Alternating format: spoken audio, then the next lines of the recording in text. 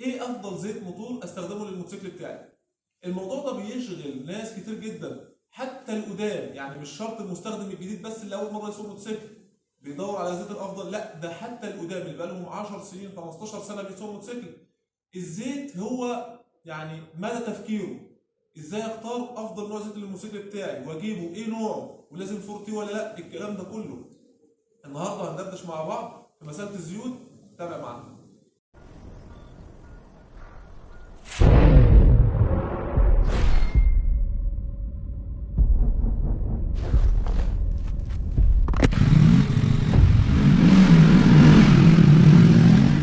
السلام عليكم ورحمه الله وبركاته.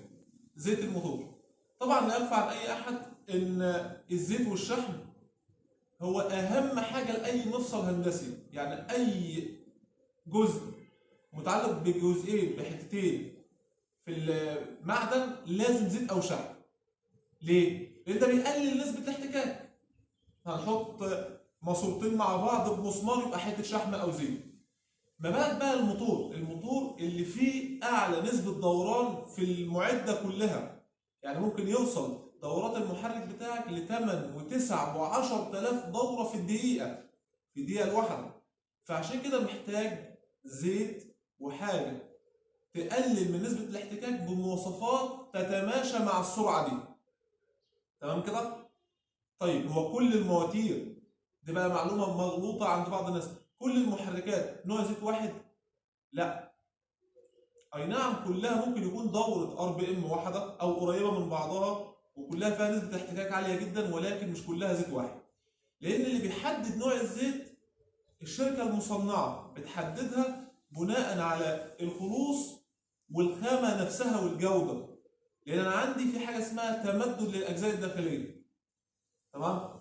فهو بيدي لك خامه كويسه نسبه التمدد بتاعها عاليه، بيقول لك نوع الزيت كذا، او بيدي لك الخلوص ما بين اجزاء المحرك، البستم، الشنابر، الصلبات، كل الاجزاء الداخليه. فبيقول لك لا هنا استخدم لزوجه من كذا لكذا. طب حته حلوه قوي، انا عندي حاجه اسمها احادي وثنائي. اللزوجه بتاع الزيت يقول لك زيت احادي، الزيت ده 50، الزيت ده 60 40، زيت تقيل. الزيت ده ما ينفعش للبنزين اصلا.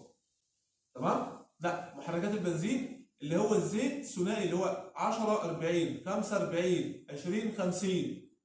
هتقول لي يعني ايه هو ايه الرقم الاولاني والثاني ده؟ اقول لك الرقم الصغير درجه حراره الزيت وقت التشغيل، لما يكون الموتور باقل درجه حراره ليه. الرقم الثاني الكبير اللي هو 40 او 50 او 30 ده درجه حراره الزيت بعد التشغيل في اعلى درجه حراره. فكل ما الرقم الاولاني قل مصلحه ليك وللموتور، كل ما الرقم الثاني زاد مصلحه ليك وللموتور. تمام؟ ليه؟ لان انا محتاج وقت التشغيل في الشتاء والجو تلج والموتور ساقع محتاج لزوجه اقل عشان الزيت يمشي في الموتور ويزيت لي كل اجزاء الموتور في اسرع وقت. تمام؟ الرقم الثاني لما يعلى مصلحه، ليه؟ عشان لما انا احرق والموتور يسخن وامشي مسافات بعيده الزيت يفضل محتفظ بلزوجته، ما يبقاش سائل ميه، اللزوجه يفقد اللزوجه بتاعته فما يبقاش له لازمه، الاحتكاك يبقى موجود. لا. تمام؟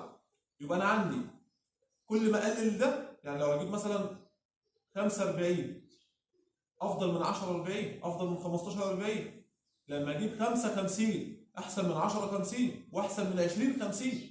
تمام كده؟ يبقى طيب نرجع تاني، اللي يحدد لي اصلا الارقام دي مين؟ الشركه المصنعه. يعني في محركات ما ينفعش استخدم فيها 20 50 وهو المفروض الصح بتاعه 10 40. طب ليه؟ ولو انا استخدمت 20 50 ايه اللي يحصل؟ تعالى واحده واحده. انا عندي اهم الاجزاء اللي بنتكلم عنها الكرنك والاسطوانه والبستم، نسبه الاحتكاك. لكن التروس تحت مش هتفرق معايا، ليه؟ حطيت فيها زيت تقيل زيت خفيف هي بتلف وبتغذي نفسها بالزيت، وهي اصلا مغموره في الزيت باستمرار لانها تحت في الموتور عند الزيت. طيب انا خايف على ايه؟ انا خايف فوق الكرنك، البستم، الصبابات. تمام؟ حلو قوي. فانا عندي لما نقول مثلا جي 1 الزيت الصح بتاعه 10 40، فانا هحط 45 مش مهم، المهم ان الزوجه دي انا لما احط بقى 20 50 زيت تقيل. شوف بقى من 10 ل 20 الزيت، طرمبه الزيت هيكون صعب عليها في الضغط، والموتور ساقع وبارد خصوصا في الشتاء، الزيت هيبقى صعب في ضغط الزيت. هيوصل فين؟ للكرنك وبين اجزاء البستم والاسطوانه بصعوبه بعد ما يكون الموتور دار مثلا قول 1000 دوره. تمام؟ 20 دوره هيبقى حصل عندي احتكاك بدون زيت فتره. طيب ده هيأثر على حاجه؟ ممكن اعمر الموتور؟ ممكن، بس هيأثر على الموتور مع المدى البعيد.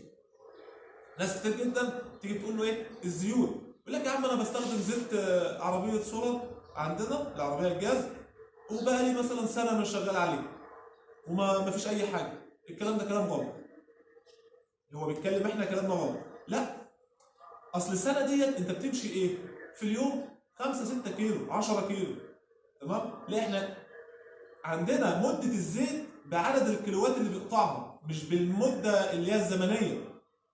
لان في واحد ممكن في شهر يقفل مثلا ايه 20 30 الف كيلو 50 الف كيلو، بيحرق كتير في اليوم 200 300 كيلو. واحد تاني في اليوم 10 15 كيلو ماشي. طيب الزيت التقيل بيأثر معاك على المدى البعيد. يعني لو العمر الافتراضي للاجزاء المحرك او العمره مثلا سنتين، لا هيقول لك سنه. لو انت ماشي كتير، لو هو مثلا 100000 كيلو يبقى 50000 60000. تمام؟ فهو بيأثر على المدى البعيد. يبقى تخلي بالك من لزوجة الزيت. اغلب الموتوسيكلات الشعبي هوجن ودايو الكلام ده 20 50، البوكسر الكلام ده 20 50. تمام؟ ليه؟ الخلوصات بتاعتها زياده اصلا، فانا محتاج 20 50 هيمشي معايا كويس. الفئه المتوسطه طلعنا بقى للزانتوس البنيلي هتلاقيه 10 40. تمام؟ ايه الفرق بقى بين تخليقي كامل ونص تخليقي ومعدني؟ قلناها قبل كده، المعدني ده طلع من الارض اداهولك مفيش فيه اي اضافات. تخليقي كامل اللي هو مصنع ومضاف اليه كله تصنيع شركات مصنعات خاص بدهو، يتحمل درجه حراره معينه ولزوجه معينه وكفاءه معينه ووقت معين. طيب معلومه غلط عند الناس، في زيت بيفضل 5000 كيلو من الحاجات ديت، او زيت بيفضل 2000 كيلو من المعدني. مفيش الكلام ده. المعدني خليه اخره 900000 اخره لما يكون ماشي مفيش. تمام؟ التخليقي حسب الشركه المصنعه بتقول لك ايه؟ 1000 ونص 2000 2000 ونص اعلى حاجه. مفيش بقى 5000 مفيش 7000. تمام كده؟ دي دردشه. اي سؤال او استفسار تحت ان شاء الله برضه هنكمل في موضوع الزيوت لان هو موضوع طويل. بس السلام عليكم ورحمه الله وبركاته.